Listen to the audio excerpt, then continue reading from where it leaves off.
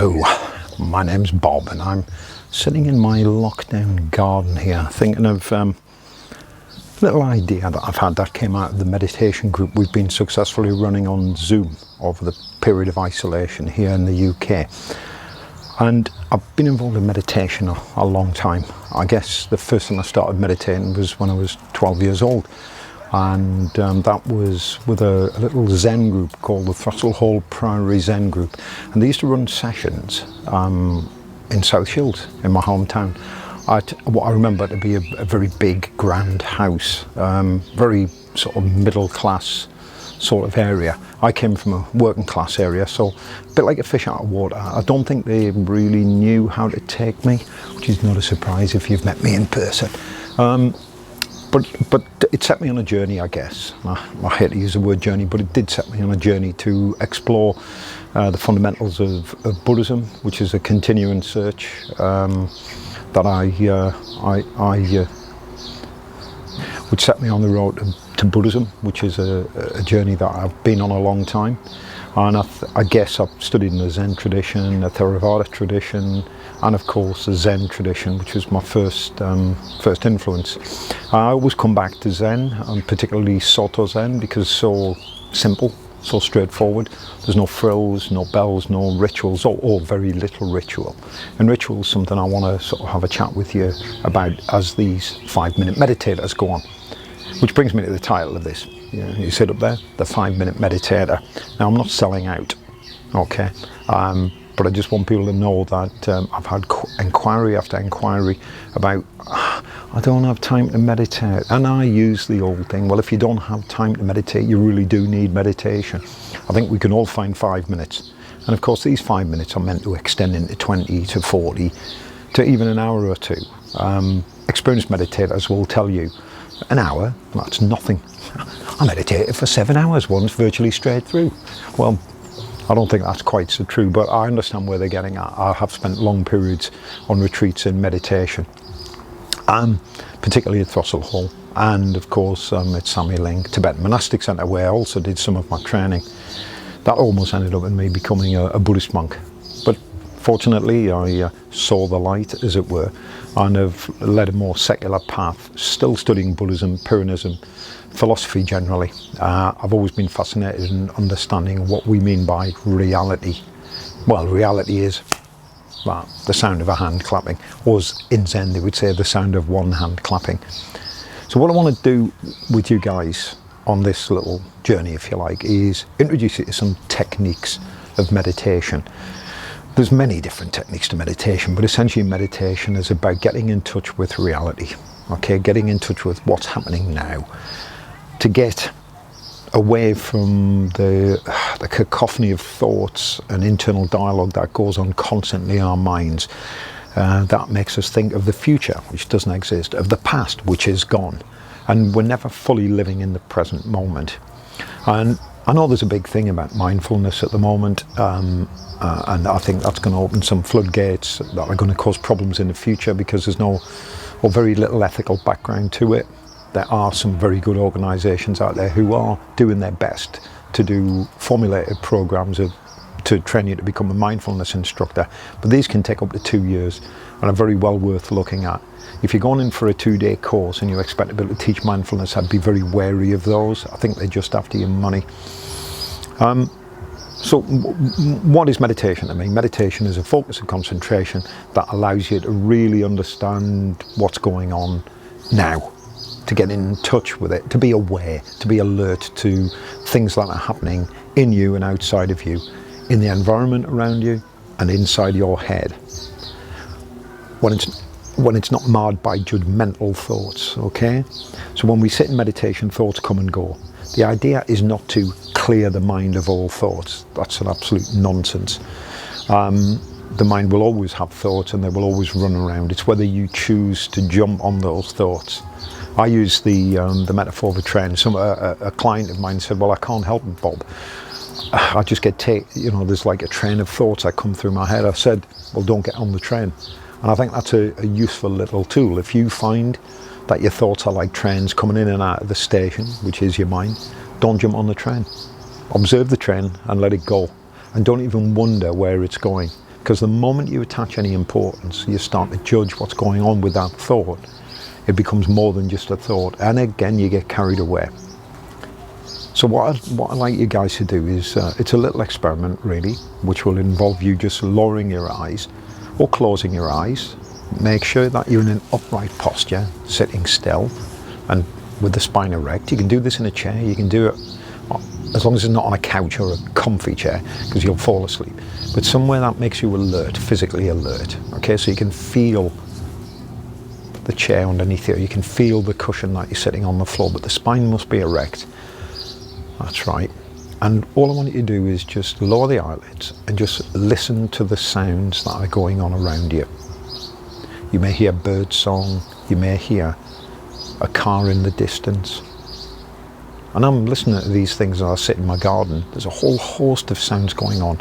I've got somebody playing music further up the street from me. I have somebody sewing something, doing DIY. Now, you see, what I'm doing there is giving it a label, I'm naming it. And the moment you start labeling and giving names to things, you start to make associations. And once you start making associations, well, I'm sorry, but you're not meditating anymore.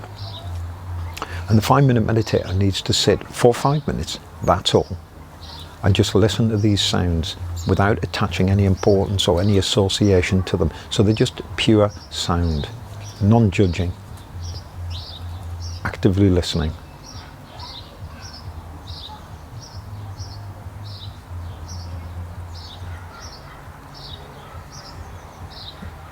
And then, what I'd like you to do is just notice your body. And notice the weight of your body in the chair. Notice how it feels. Is it heavy? Is it light? Is it relaxed? And as you relax, you'll feel the weight of your body sinking into the chair, onto the cushion. And if the arms are resting on the lap, you'll feel the weight of the hands on the body, and just start to be aware of these sensations. But again, not naming them. If there's a twinge in your left knee, just notice it. Don't attach any importance, don't name it, don't judge it. Just notice the sensation and let it pass.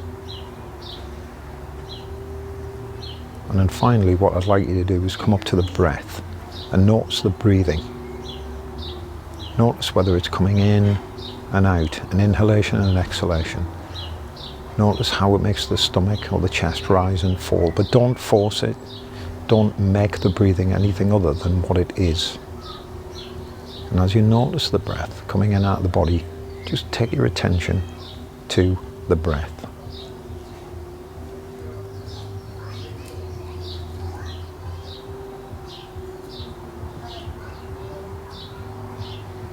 And then what I'm asking you to do is just stay with the breath. Stay with the breath for that period of time, just noticing the breath. Some people use a counting system, 1, 2, 3, 4, and then back. I remember learning that, I can't remember, it was some Vipassana training session, and it was actually very distracting for me because I'd learned to just sit, which is very much a Zen thing, and we'll be coming to that towards the end of this program. Just sitting is really cool. I particularly like it because I just sit and do nothing else. But counting, it can help some people. So what I want you to do is go away and practice this for 5 minutes. Set your timer. You can get a thing on your phone now called Inside Timer, and I'm being paid for that advert, by the way. Inside Timer, it's got nice little bells and things. It sounds like a temple, might make you feel cool. Burn some incense if you want, but sometimes the smell can give you associations which takes you away from the meditation. So just stay in a room or a garden where it's quiet, relatively quiet. Notice the sounds around you. Then draw your attention to the body. So you're going from outside the environment to inside the body, and then finally to the breath, observing the rise and fall of the chest, or the warmth and the coolness of the breath as it goes in and out through the nose, and just noticing it without judging. If you wish to count, then count 1 on inhalation, 2 on exhalation, 3 on inhalation, 4 on exhalation, then go back to 1. And if your mind wanders, which I can guarantee it will, okay, All you do is just bring your attention back to the counting. Bring your attention back to the breathing. Gently, don't force it, and just bring it back. I've heard the old story about the mind is like monkeys jumping around in a tree. We have to let them all calm down and go to sleep. Okay, so the thoughts don't disturb you. Another nice one, I can't remember who told me this, maybe it was Samton, the meditation teacher at Samye Ling many years ago, funny character. He said to me, very young guy, but very, not what I call wise, but very, very switched on. Loved chocolate, I remember that. He used to always ask me for chocolate.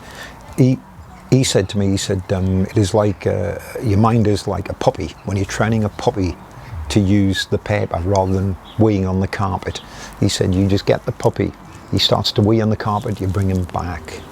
You bring him back to the paper. And he wanders off to wee somewhere else, you grab him and you bring him gently back and put him on there. And before long, you take him from the paper by the door, out of the door, from the paper to the door. And in that way, you train the mind. I'm not saying you want to wee on the floor, obviously, during your meditation.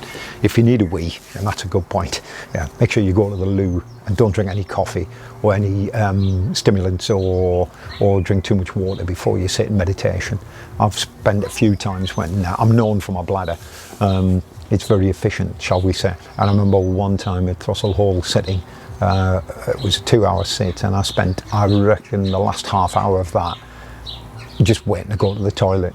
Meditation was totally useless. I tried to focus on the tension in my bladder, but that just made it worse. So work with this, and I'd like to welcome you on board the 5-Minute Meditator. I'm going to be putting a post on every few days, I guess, on YouTube, outlining the different methods of meditation, what I consider to be the most effective. But I'd like to see your comments. I'm doing a live broadcast on a Wednesday afternoon at 12 on YouTube, and of course, why not come on there? It's really strange, you know. The first one was last week, and I set it up, and I genuinely didn't expect anybody to come on. I think we nearly had 25 or 30 people on, and the very first question was, "Hi Bob, can you tell me the function of the koan in Zen?" Totally sideswiped me. It was like being punched in the side of the head. I didn't see that coming. And I think I give a fairly good account of myself and directed the individual to some very good books on koans. And we'll talk about the koan in Zen. If you don't know what that is, don't worry about it. The sound of one hand clapping, that's a koan, okay? We'll discuss that at length. But these are 5-minute meditations, so I'm conscious that we're maybe gone over time a little bit here, probably by about 7 minutes. But this was the intro, and in future we'll be doing the 5-minute meditations. And hey, just get in touch with me on the Higher Way code, and subscribe, obviously, down here. So subscribe, there's a little button there, press on that, and you can have a look at my other channels as well, where I talk about life, the universe, and Geordiness, I suppose. So thanks for watching, and take care of yourselves in the lockdown, and use that meditation. Switch on your brain for a change.